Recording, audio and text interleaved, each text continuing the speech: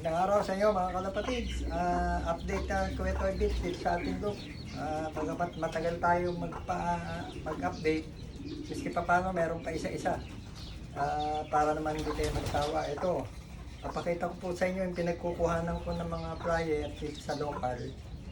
At subukan natin itong second class nila. Subukan natin mag-entry dito sa kalapatids. Tangkilikin natin lahat ng mga wala. Mas malapit kasi dito kaysa Alegre ko. Kaya napagpasyan namin mga kasama ko na nagkakalapate, pagpapasok kami rito sa Kalapatids, subukan namin. Ito yung mga local ko, yung mga dati kong mga ibon at saka yung mga pinahiram sa akin ng pinsan ko. Dito ako kumukuha ng flyer. Kaya nakaseparate po yung mga Japan. Kung sakaling sa susunod na season at hindi tayo pinalad, papasukan na natin ng mga kailahing Japan. Sa ngayon kasi pinaparami ko pa sila para meron na akong duplicate ng mga galing sa Japan. Just in case may magkasakit, may mamatay, meron akong pampalit. Saka isa pa, naapura. Marami pong nag-aabil. Marami salamat pala sa nag-aabil ng aking Japan Bloodline. Maraming gustong sumubok. Kaya ito, alos pag 3 months pa lang sila, 2 to 3 months, nakukuha na. Kaya papakita ko sa inyo mamaya yung kinuha ng isang buyer na marami siyang kinuha. Yung iba, padala-dalawa, 4, 6. Pero merong nagpaalaga sa akin na buyer. Papaanakin ko muna sa first class, sa kanya kukunin pagka tested na nag-aanak na. O basta yun ang usapan namin. Bibreed ko muna rito, sa kanya papakuha yung anak. Hindi ko alam kung saan siya sasali.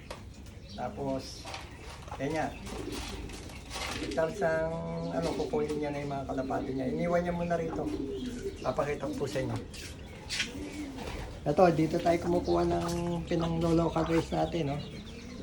Yan. Pero pipili ako rito, subukan natin magpasok dun sa Kalapatids OLR. Yan, sila. Dito tayo kukuha sa mga pinahiram sa akin ni Mr. Tokero.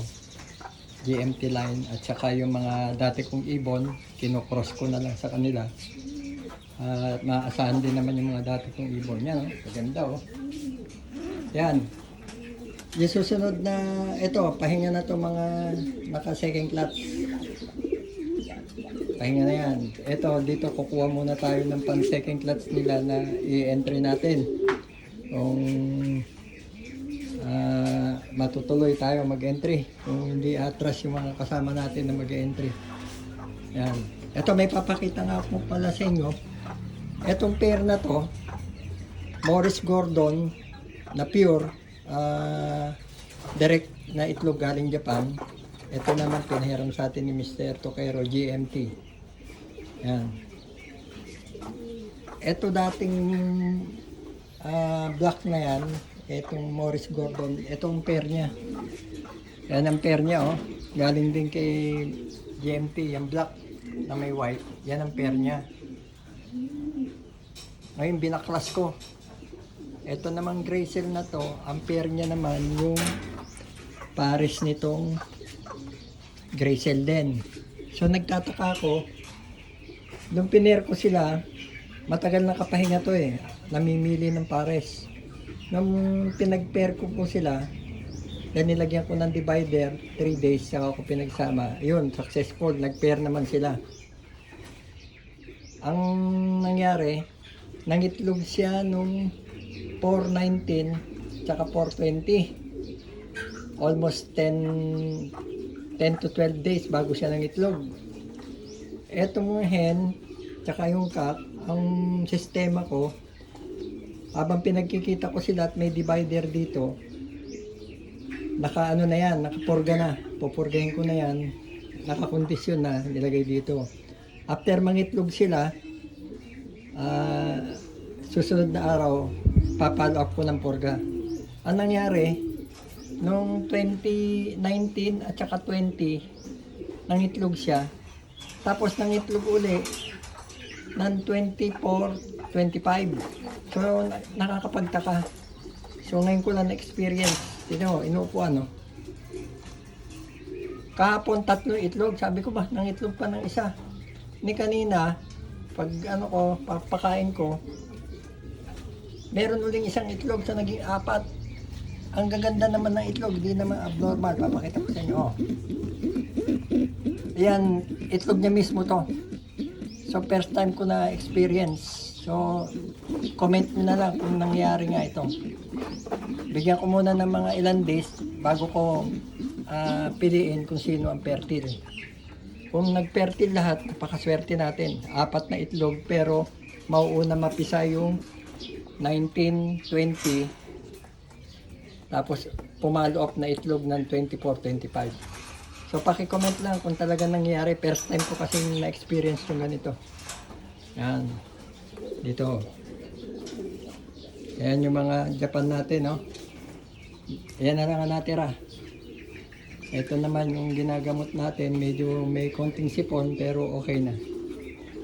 Yan. Ito naman yung sinasabi kong inabail ng isang ano. Kaya ano muna, inobserbahan ko muna bago ko pag-parent yan. So pag hento, maghanap tayo ng Jansen to. Ito yung kapatid. Ayan. Ito yung mga nabili ng ating buyer. Dito rin. Bali, yung limang bloodline, kinuha niya lahat. Ngayon, paparisan ko na lang. Tapos ito rin, sold out na to. Deliver po mamayang gabi. Itong Morris Gordon, magka-nestmate. Tsaka Jansen 019, magka-nestmate. Deliver na po mamayang gabi. Sana maparami po nung nag-avail. So ito pa, additional nung sa Chinese. Pinadalan pa niya ako ng kulungan. Dahil itong kalapati niya hanggang September dito. So magiging baka sakali maka pangalawang clutch. At pag uwi nitong inabil niya sa akin na 10 piraso, matitriple na. Yan. So okay tayo sa taas. Outro intro na yung hangin, no? Tinanggal ko na yung tolda. Mainit kasi. Kung nasanay nila sa tag-ulan, hindi ko naalisin yung tolda dun na. So ito, naglilinis tayo. Tinitira natin ng power spray. Yan. Yan ang kaganapan natin. So, bago yan, papakita ko muna sa inyo itong mga Japan. Yan, yung mga Japan natin, yung mga itlog. Ayun, may anak ko. May lakay. Ano to? Morris ay auto winner. Pair. Auto winner. Dito sa section na to, puro auto winner. Maliban lang dito. Ito, ni-request ng Chinese na kumuha ng mga piniperk sa baba. Cross siya ng Louis Opel, yung kak. Tapos Nakamura line to na Masili. Ang cross niya. Ayan, request nila yan. Dito naman tayo sa Louis Opel. O, may anak ko. Ito, back to tatay. Yung anak, imbis na nag-brown bar, blue bar yung naging anak na dalawa. Oh. Yan. Ito naman, back to tatay din. Ito sa baba, may isang anak pero hindi niya itlog yung pinisaan niya. Unang itlog nung cross ng Nakamura at saka Louis Opel. Isa lang ang pinisaan. Kasi bagong pair yun. Kaya nga sinasabi ko, pag bagong pair, minsan hindi fertile yung una. So siguro pangalawa yun. Pinasiter ko dyan sa Japan. Japan nag-siter. Ito naman yung ating Morris Gordon. Wow, ganda ng inanak ko. Binigyan tayo ng dalawa. Morris Gordon. Ganda naman ito. Swerte na naman ng mga kuha nito. Josephine line na makikita mo na kundi black checkered na may white, yung mga naging anak. Yan, mga Morris Gordon black natin at saka white light. White light and brown. Morris Gordon. Ito, inalisan ko muna ng pares. At papalitan ko yung pares niya. Hindi niya rin itlog yun, pinisaan niya. Pinayaya ko lang sa kanya yan. O dito tayo sa Johnson. Tumigas to ah.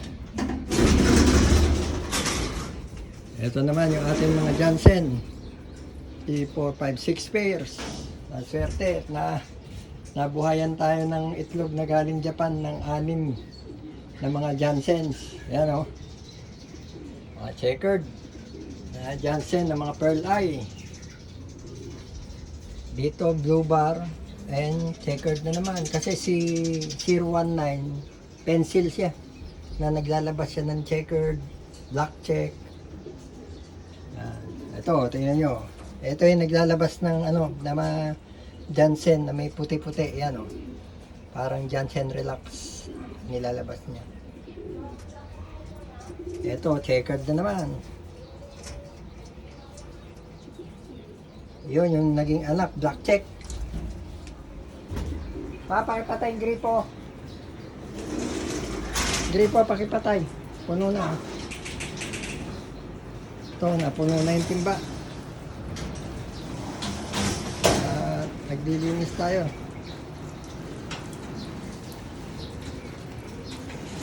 So, pasilip ko siya yung konting ano natin, kaganapan dito, yung nililinis natin. Ayan. Okay, pasensya na, medyo maingay lang yung ano natin, power spray. Konting pasilip lang sa ano. Basic lang naman to, pero papakita ko lang sa inyo yung kaganapan tong araw na to.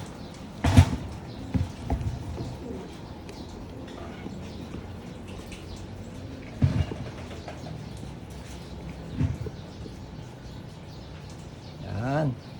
Doon sa kabila kasi naiaangat yung flooring, winawalis ko na lang. Dito, sa plier roof natin, naiipon yung dumi nila. Binobomba ko ng power spray. Hindi naman araw-araw.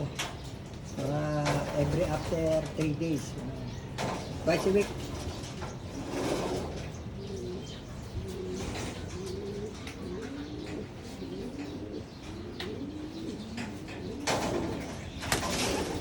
Samahan nyo ko ito, Ibits. At pakita ko sa inyo itong kaganapan dito. Linis-linis muna tayo.